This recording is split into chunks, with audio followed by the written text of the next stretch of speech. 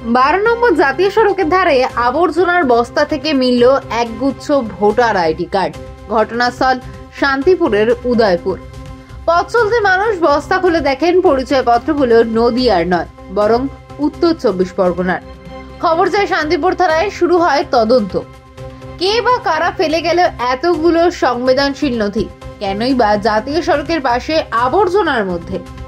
তার মধ্যে আগামীকালই নদিয়া সফরে আসছেন মুখ্যমন্ত্রী। তার ঠিক আগেই ভোটার আইডি উদ্ধার, বাড়ছে রহস্য ও প্রশ্ন চিহ্ন।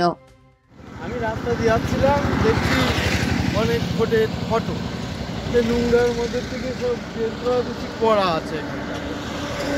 এগুলো যে কে করেছে সেটা তো আমি বলতে পারবো না, এখন দেখছি এগুলো সব পড়ে আছে।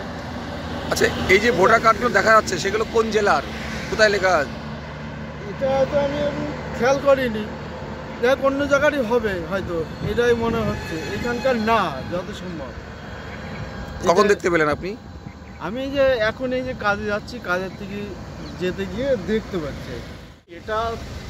এটা তো যেসব ভোটার কার্ড উদ্ধার হয়েছে এটা অন্য জেলার ভোটার কার্ড, কারণ আমরা দেখেছি যেটুকু সূত্রে খবর পেলাম তাতে এটা অন্য জেলার ভোটার আই কার্ড 12 নম্বর জাতীয় সড়কের পাশে পাওয়া গিয়েছে। এটা বিজেপির কারসাজি, কারণ আগামীকালকে মাননীয় মুখ্যমন্ত্রী মমতা বন্দ্যোপাধ্যায় তিনি নদিয়া জেলায় আসছেন। এই এসআর নিয়ে যে একটা আতঙ্ক সারা রাজ্য জুড়ে, যে একটা মৃত্যু মিছিল যা শুরু হয়েছে, সেইটার বিষয় নিয়ে মমতা বন্দ্যোপাধ্যায় আগামীকাল নদিয়া জেলায় আসছে। তার আগে এই 12 নম্বর জাতীয় সড়ক দিয়ে যেহেতু মাননীয় মুখ্যমন্ত্রী মমতা বন্দ্যোপাধ্যায় যাবে, যার জন্য এই অন্য জেলার থেকে এই সব ভোটের আই কার্ড নিয়ে এসে অন্তত বিজেপির কারসাজি তারা এখানে ফেলে মাননীয় মুখ্যমন্ত্রী মমতা বন্দ্যোপাধ্যায়কে হেউ করার একটা চেষ্টা চলছে। কিন্তু এত ভোটার কার্ড এলো কোথা থেকে?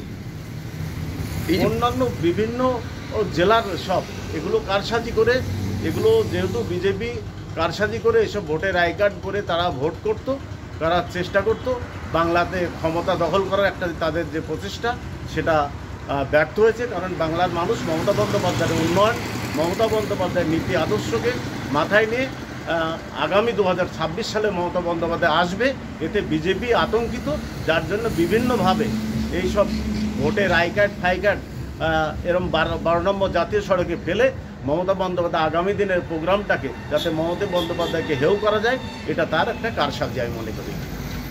এই কারণেই তো আমাদের এসআইআর এর প্রয়োজন ছিল।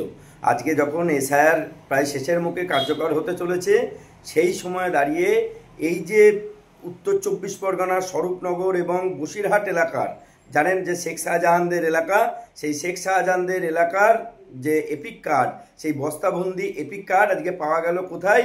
তৃণমূলেরই পঞ্চায়েত, নবলা পঞ্চায়েত এলাকায়, এই আপনার নদিয়াতে। তাহলে সেইখান থেকে এসে গাড়ি করে এসে এখানে এই সমস্ত কার্ডগুলো ফেলে দিয়ে চলে গেছে।